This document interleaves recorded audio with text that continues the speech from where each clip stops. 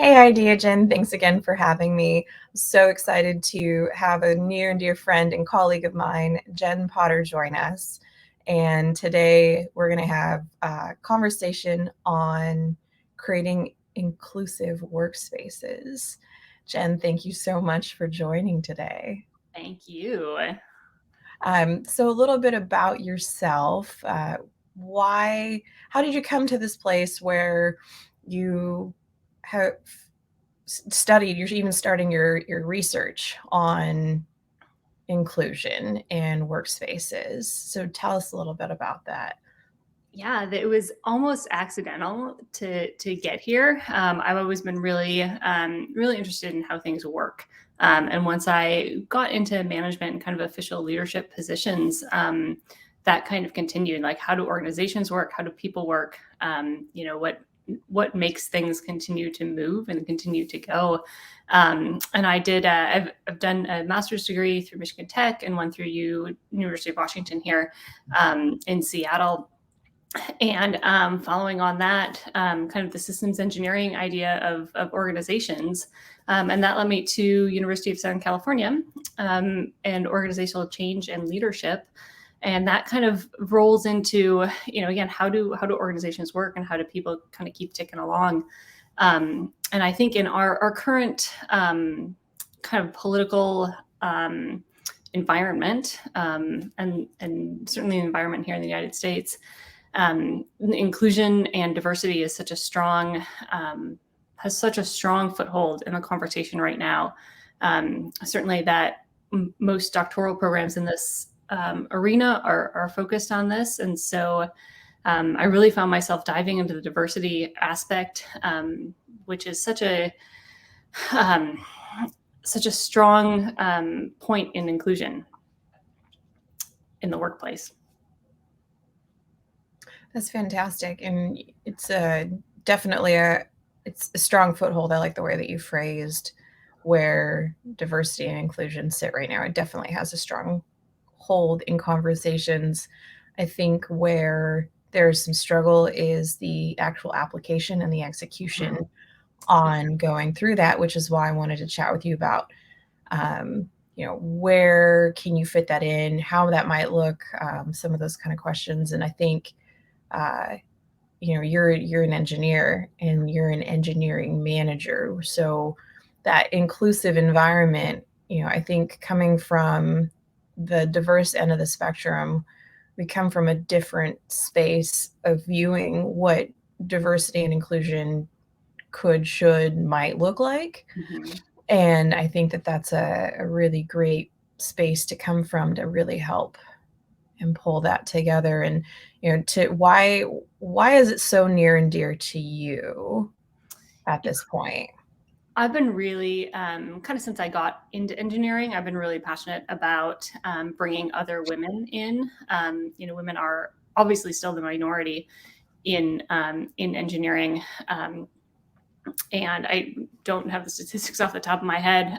When I was at Purdue as an undergrad, I think mechanical engineering was something like 8% women. I think they've almost doubled that at this point, if not a little bit further. But as you, I'm sure, can speak to too, Sheri, that being the minority in the room, diversity and inclusion has a completely different meaning than a lot of the corporate kind of initiatives make it out to be. It's a completely different experience, and I'm certainly not a woman of color, and so I'm not the minority, but it is still a completely different experience. In my academics right now, the thing I am focused on and kind of kicking around with my research is how we reward women for kind of assimilating to the white male standard, and that's how we promote and that's how we reward, kind of shifting their authentic selves to fit this mold that we have established as the norm, and kind of feeling like they need to make that change in order to get ahead in the workplace. It's a really solid point that you make about how the reward system or the adjustments that you might make to be included. Mhm. And I think there's a space where um, some folks they know that there's an inclusion issue. They might not know how to go about it, Right. or they might think that they know, or not even sure where to get started. You just started creating a couple new groups over the last couple years, and you've had to form these groups. How do you go about coming into a situation where um, you could see that there might need to be some energy infused into inclusion? I think, we could talk about the pipeline, right? And there's all these theories about how we got to where we are. Um, but yeah, there's certainly, I think the key is really to connect with people on a very individual level. This idea that we can, right, we can just step in and we can lead and we can take an organization, we can take a group, and we can just run with it certainly based on things we have done in the past. Doesn't always work. And so I think that it is so important to get to know your people on an individual level and to really to understand what makes them tick. And then I think it's so important for leaders and managers to understand how all of that's going to fit together, how each of these individual um, people with their personalities and their quirks and their differences, how that all meshes together. And so to understand people at an individual level, and to connect with them and to get them to kind of move in the same direction, I think is the way that we really need to start. Again, I like the way you said that, to put the energy into it. Right, we're all.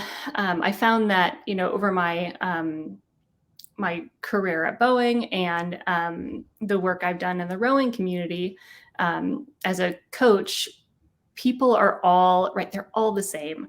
They want to feel included. They want to be valued. They want to get better. They want to have this common goal and work towards this common goal together. And that is universal. And then getting to that kind of individual human is, I think, really the way to kind of get that cohesiveness all together. It's a great example of your rowing as a coach. Now you've got a group of 8 people that you need in sync, in Mhm. unison, wholly bonded together, including every single person, every single movement. I think that's a really great example of what the like an optimum pinnacle peak level of inclusion can look like. And when you do that well for that specific group, you win. Right, right, right. And those 8 people generally have very strong, very different opinions, and certainly different personalities. But when it's the sports references, right? We all love sports references. When they are moving together towards this one common goal, toward the hypothetical or the actual finish line, right? That's something that people buy into, right? And so, kind of that idea of a grand mission, too, mission and vision, of how you're going to get there, where you're even going, let alone how you're going to get there. That is such a huge aspect too. And so if we can start to, you know, um, get getting excuse me, diversity and inclusion into part of that mission and into part of that bigger goal, and kind of just wrap it all in there. That's really going to, I think, help us move forward, and get to that bigger picture, that bigger vision, that does include diversity, that does include a more diverse group of folks moving towards that goal. Mhm. Yeah, that's a really great point, and I think we've all had some varying experience of being in a group where inclusion might not have been one of the strongest group attributes. And I think you can see where performance ends up lacking. Mm-hmm. You can see in the quality of the work. You don't have the levels of collaboration that you might otherwise gain. There's someone who's always going to be quiet at the table, who's not going to want to speak up. You're going to have the person who's going to want to speak up or will speak up. I mean, there's that group of people at the table who are going to play around of like, is it safe to speak? Right. Right. And so that full spectrum, and as long as you aren't working on engaging with that full spectrum, you're only getting half the ideas at most, depending on what that makeup looks like. So you're Right. not even getting all of your ideas out on the table. So your end product, where are you sitting at that point? Right. And that's such a good point about that, that person who's not sure if it's safe, or that person who's always quiet, and that person could just be quiet, right? And so working to ensure that, yeah, that yes, there is safety and security in speaking up. It's I like to call it a judgment-free zone, that people feel like they can speak up, but some people won't, and that's part of the inclusion too. Mhm. Of, even though you're not, totally active in this conversation, or you'd rather communicate over email or one-on-one, like, your opinion is still valued and you are still an important member of this team, right? Mhm. And you're still bringing great ideas, even if it's not in this big group setting. Mhm. Mhm.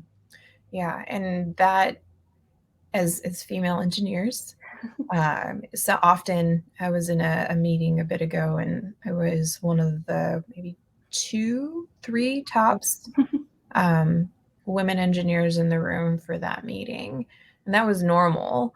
Right. I've fortunately grown up into my engineering space, empowered to speak up, Hmm. and I can see where it can be hard for somebody if they're not understanding or seeing that safe space to be willing to speak up. And sometimes you can speak up and just not be heard. Hmm. And I think that's part of the equation as well, of recognizing how to actually listen as well too. Like if someone even, and I think especially if the quiet person speaks up, recognizing the quiet person speaking, it must be really important for them to go out of their usual zone of operating Right. to Right. contribute something in this group setting. And I think that that's a piece of it too, of having that dialogue and recognizing when, when to listen as well too. And I Yeah. think that does it. Yeah. Absolutely. That's and I, to touch back onto a point you were talking about earlier, it skims the lines of some of the attributes for authentic leadership. Hmm. And so bringing this to, if someone is looking to help increase the inclusion, from your academics and from your personal experiences in leading teams, sports teams, Hmm. working teams, engineering teams, how do you, I believe we've talked about this before a little bit, and you've mentioned authentic leadership. So how do you tie this to something a little bit maybe broader that someone might be able to resonate with? Yeah, that's a really good. Thanks for bringing that back around. It's a really good, I think, connection there. That, um, if we are not bringing our full authentic selves to our workplace, to our goals, to our jobs, that's going to be really hard for us to connect on a very meaningful level, with other people. Right. Again, so this idea of rewarding women for, assimilating to a very different, way of leading, or a different way of interacting. Um, right. I think we can, we kind of intuitively, a lot of us can see that and feel that. And there's the trust issue there, right? If I don't feel like somebody's being totally genuine with me, I'm going to have my wall up a little bit, and I'm not going to bring my full self into the conversation, or into the job, into the role, into the work. if I don't feel totally and completely, safe and heard. And that's a hard thing to do, and it's a hard thing to feel, certainly in the pace that we go at corporate America. But yeah, that's such a such an important aspect of really, again, bringing our true, complete selves to what we're doing. It's much easier to do in, I think, the rowing community. That's my kind of safe space there, and where my I think my people are, and that's, for me, I can be very open and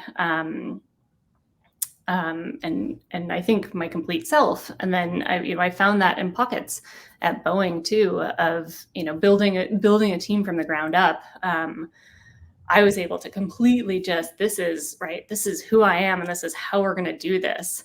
And that for me is much easier to be totally authentic than stepping into kind of backfilling somebody and stepping into a new, already established group. You're kind of feeling everything out, like who's who, what's going on, right? And how much of myself is safe in this space, right? And that takes time to really, that takes a lot of time to get to find that comfort zone, right? And to get with people, especially for those of us who are introverts, who are really, kind of guarded to start, kind of that quiet person in the room. How do we make that person feel safe right off the bat? And that's a hard thing to do. I bring up a really great point about timing, and I think as we push forward to amplify diversity and inclusion, having realistic expectations for the time in which some of this is going to take in our immediate spaces and in some of our larger spaces that we're interacting with. And I think, like you're saying, I personally want going into groups to have an immediate impact, and yes, it's safe. This is a great space. You're included. Everybody's voice is heard. Welcomed. Please speak up. Find a way to speak if this isn't your medium. And that's not always realistic. You might get some of the people who are early adopters. You might get some, and some of them will just take time. And I think that's where having that realistic expectation on timing and that amount of work that's going to take, in the end, the work is worth it, with the end goals and the products, and seeing what those teams are providing, whether it's crossing the finish line first, having impeccable form, being completely synced. I think that's got some great merit to it that you bring in there. One of the last questions I had for you is, in this time, as you get started on your journey of amplifying diversity and inclusion, and you have this time that you're working through, you're fortunate, and you're in a phenomenal program to be able to take this into your PhD level work. Even outside of PhD, why is this important to even study at an academic standpoint? Because maybe one of the perceptions could be like, well, it's a day-to-day thing, we're all working on it, but why should folks also start to expand and get this from an academic standpoint as well? Yeah, so I think, again, we touched on it at the very beginning here, right? It's in our environment right now. It's out there, right? And so I think it's kind of strike while the iron's hot kind of thing, right? Like, we're so exposed to it right now. There is opportunity for conversation, right? And I think that we need to really jump on those opportunities while they're in the spotlight, to have those conversations. And it's much less taboo to talk about these things right now, and to bring them to the forefront. And so I think that's one of the reasons that it's a great opportunity to study, and to not just observe, but to act and to put into practice a lot of these things that we're looking at and we're learning, and we're moving forward with. Mm-hmm, mm-hmm. That's really great. That's a great point about that act in having academics and bolstering this with academics is permanent. Right. That is, it's in libraries, it's in databases, it's resources that can then be utilized and grabbed and transferred and disseminated. I think that's a really great way of looking at the academic piece of acting. Right. Sometimes I think it has the perception of sitting and studying and contemplating and being in that space, in that place, ruminating on the content. But academics, there's a position of acting on at that moment as well too. I really appreciate that perspective. Thank you so much. To leave the audience today, for any parting words that you would like to leave the audience with today. Oh, that's a pop quiz question I wasn't ready for. No, thank you for having me. Thank you for leading this little chat here. Absolutely. Most excellent. It's I think there's such value in just having a conversation and including people in the conversations, and then adding more and adding more and adding more onto it, just for, like we had said, that timing. Yeah, right. Brick by brick. That timing, brick by brick, build it, tear it down, whatever it is you need to do, brick by brick. That's right. One step at a time. Excellent. Thank you so much, Jen. And thank you, Idea Jen, for having us.